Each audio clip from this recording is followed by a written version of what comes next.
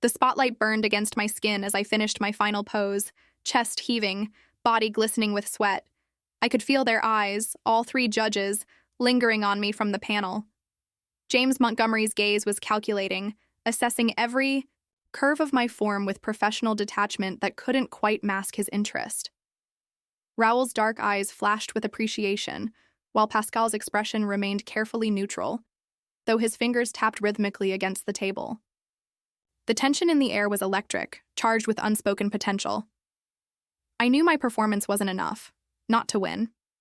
The judges' scorecards would reflect technical precision, but not what I was truly capable of. My real audition would happen later, behind closed doors, where I'd show them exactly what fiery passion really meant. Before we dive deeper into my story, take a quick second to like this video and hit subscribe. It costs nothing, takes just a moment, and you'll never miss my next confession. Trust me, what I'm about to share is worth every second of your attention. The main competition hall emptied slowly, dancers and spectators filing out toward the hotel lobby. I lingered, watching Natasha receive her predictably high scores with a practiced smile of humility. Her routine had been flawless, technically perfect, safe. Mine had taken risks, pushed boundaries, but would the judges reward that boldness? The scoreboard confirmed my fears. I was 3 points behind her, sitting solidly in second place with only the final showcase remaining tomorrow. Back in my hotel room, I stared at my reflection. Second place meant nothing. Not after years of sacrifices, of pushing my body beyond its limits, of breathing dance instead of air. The Miami skyline glittered outside my window, indifferent to my ambitions. I picked up my phone and typed quickly before I could reconsider. Perhaps you'd like to see what doesn't fit on the competition floor. Suite 1742, 1 hour. I sent it to all three judges' private numbers, contact information I wasn't supposed to have. An unprofessional move that could disqualify me instantly. But I wasn't offering anything explicit, just a private demonstration of my capabilities. The knock came precisely 57 minutes later. I opened the door to find James Montgomery standing there, his tall frame filling the doorway, silver, hair catching the light. As the head judge, his presence alone confirmed I'd made the right calculation. "This is highly irregular, Ms. Chen," he said, voice low and controlled. "So is judging a dancer on a 3-minute routine when dance is meant to be experienced," I answered, stepping aside to let him in. "Please, call me Victoria." He entered, maintaining a professional distance. "The others?" "Invited," I said simply. Another knock answered his question. Raoul entered with characteristic confidence, followed moments later by Pascal, whose shrewd eyes took in the room's arrangement, furniture pushed aside to create an impromptu performance space. "Gentlemen," I began, closing the door behind them, "you've seen 60 seconds of floor work, 90 seconds of technique, and 30 seconds of emotion. That's not dance. That's an audition tape." I moved to my phone, cueing the music. Real dance happens when there are no rules, no time limits. When the body speaks for itself. Pascal raised an eyebrow. "This is highly inappropriate." "Only if you make it so," I countered, meeting his gaze. "I'm offering a demonstration of artistic expression, nothing more." James settled into a chair, a small smile playing at his lips. "I'm curious to see what you believe we missed." The music began, low, pulsing, primal, different from my competition piece. This wasn't about technical perfection. This was about connection. I let my body respond naturally, movements flowing from center to limbs in liquid succession. I danced, closer to them than competition rules would allow, close enough for them to feel the air moving with me. I approached James first, my movements becoming more deliberate as I circled his chair. His expression remained composed, but his breathing deepened as I drew nearer. I never touched him, maintaining that crucial professional boundary, but danced close enough that the lines blurred. "Dance is conversation," I said, voice barely audible above the music. "Between performer and audience." I turned, catching Raoul's intense stare. "Between control and surrender." I shifted my attention to him, incorporating elements of his native flamenco, my body speaking his language. His response was immediate, a sharp inhale, fingers gripping his knees. Pascal watched with growing interest, his initial resistance fading. The temperature in the room seemed to rise with every movement. I let my hair fall loose from its competition bun, the dark strands becoming part of the performance as they whipped around my face. My breathing grew heavier, skin flushed with exertion and the thrill of commanding their complete attention. When the song transitioned, I moved toward Pascal, incorporating the contemporary style he was known for producing. His expression shifted from professional assessment to personal appreciation. He leaned forward slightly, drawn into the performance despite himself. "This is what you can't judge in 3 minutes," I said, my voice carrying to all 3 men. Connection, surrender, the willingness to risk everything. I danced for nearly 30 minutes, shifting styles, pushing my endurance, demonstrating versatility beyond what any competition routine could showcase. By the time I finished, all 3 men were visibly affected. The professional distance remained, but something had changed in the atmosphere. "Impressive," James finally said, breaking the silence. "Your technical skills aren't in question, Victoria. They never were." "Then what is?" I asked, reaching for a towel, my chest still rising and falling rapidly. "Consistency," Pascal offered. "Natasha delivers perfection every time. You," he gestured vaguely, "are unpredictable." Raoul nodded in agreement. "Brilliant one moment, reckless the next." I stepped closer to them, emboldened by their honesty. "Reckless? Or authentic? Isn't passion supposed to be a little dangerous?" James considered me thoughtfully. "Perhaps." He glanced at the others. "We have another engagement this evening, the judges' deliberation dinner." "Of course," I said, reaching for the door, assuming our unconventional meeting was concluded.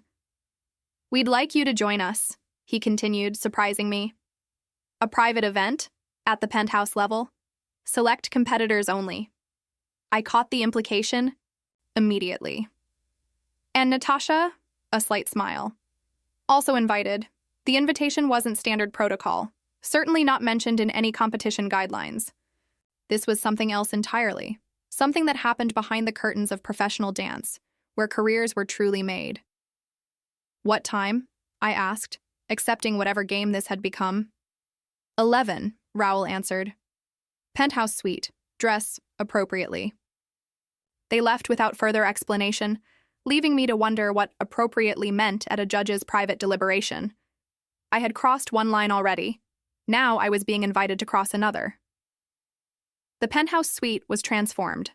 Gone was the standard hotel furniture, replaced by low couches surrounding a central space that could only be described as a stage.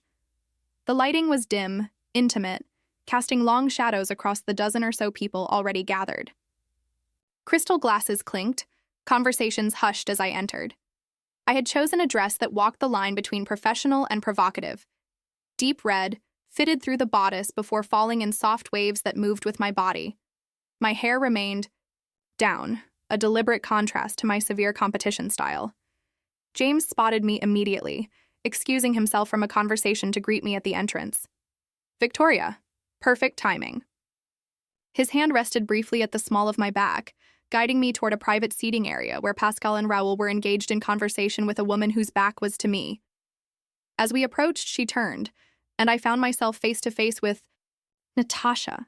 She looked stunning, golden hair arranged in loose waves, her dress a midnight blue that complemented her fair skin. Her smile tightened almost imperceptibly when she saw me. "Victoria," she acknowledged coolly. "I didn't expect to see you here." "Likewise," I replied, accepting a glass of champagne from a passing server. "We were just discussing an interesting proposition," Raoul explained, gesturing for me to join them. "A private showcase of sorts." Pascal leaned forward. "The competition floor has its limitations. We thought perhaps a more intimate demonstration might reveal the true potential of our finalists." I took a slow sip of champagne, buying time, to consider what was being proposed. "What kind of demonstration?" "A dance battle," James said simply. "No rules, no technical requirements, pure expression." Natasha laughed softly. "I've already agreed." Unless you're not comfortable with a less structured format. The challenge in her voice was unmistakable. This wasn't just about dancing anymore. This was about daring, about willingness to risk everything for the prize. When? I asked, meeting James's gaze directly. Now, he replied. Just the 5 of us. A private adjudication. The implications hung in the air between us.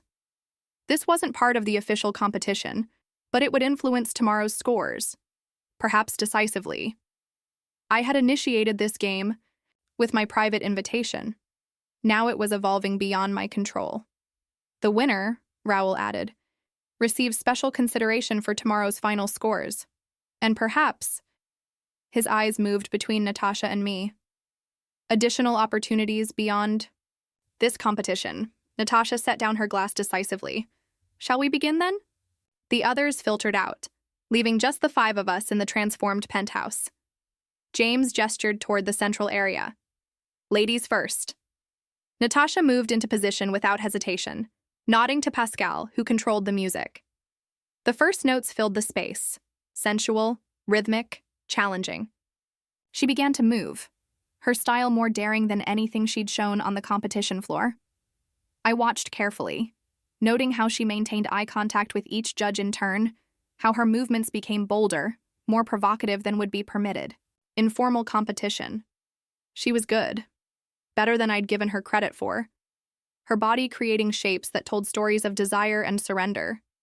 When she finished, there was a moment of appreciative silence before the judges turned to me expectantly. Your response? James prompted.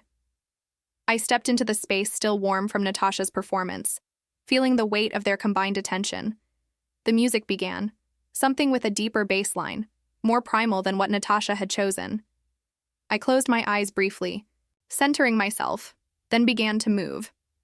This wasn't about technique anymore. This was pure expression. I let my body respond naturally to the music, to the energy in the room, to the heat of their gazes. My movements became increasingly fluid, boundaries dissolving between dance styles as I created something uniquely mine. I approached each judge in turn, dancing close enough to feel their breath, to see their pupils dilate. With James, I was powerful and commanding. With Raoul, fiery and passionate. With Pascal, artfully vulnerable. I gave each of them something different, something personal. When I glanced at Natasha, I saw recognition in her eyes, acknowledgement that this had moved beyond competition into something else entirely. Her posture had shifted, tension radiating from her slender frame. As the music faded, I remained in my final pose, chest heaving, waiting for their assessment. Impressive, Pascal murmured. Both of you. James studied us thoughtfully. Perhaps a collaborative effort would be illuminating? Natasha and I exchanged glances, understanding dawning simultaneously. This wasn't a battle anymore. It was an invitation to partnership. The music changed again, something that blended both our styles. After a moment's hesitation, we began to move together, circling each other cautiously at first, then with growing synchronicity. Our bodies found common language, responding to the same rhythms, the same unspoken guidance. The judges watched with undisguised appreciation as we translated competition into collaboration, rivalry into rhythm. Natasha's cool precision complemented my passionate abandon. Together, we created something neither could achieve alone. When James rose from his seat and approached, the dynamic shifted again. He moved between us with unexpected grace for a man of his stature, his hands guiding without quite touching, directing our movements with subtle cues. Raoul joined next, his flamenco training evident in the sharp, controlled movement of his frame. He positioned himself behind Natasha, mirroring James's position behind me. Pascal completed the formation, creating a circle of movement that felt both choreographed and spontaneous. The temperature in the room seemed to rise with each passing moment. The lines between judge and competitor blurred with every shared breath, every exchanged glance. We were no longer 5 individuals, but a single organism moving in perfect harmony. James's hand settled at my waist, steadying me as I executed a complicated turn. His touch was warm through the thin fabric of my dress, professional yet intimate. Raoul guided Natasha similarly, his movements echoing James's with perfect synchronicity. "Dance is conversation," James murmured near my ear, recalling my words from earlier. Between control and surrender, the music intensified, and with it our movements became more daring. Natasha and I found ourselves often face to face. Our competition transformed into something more complex.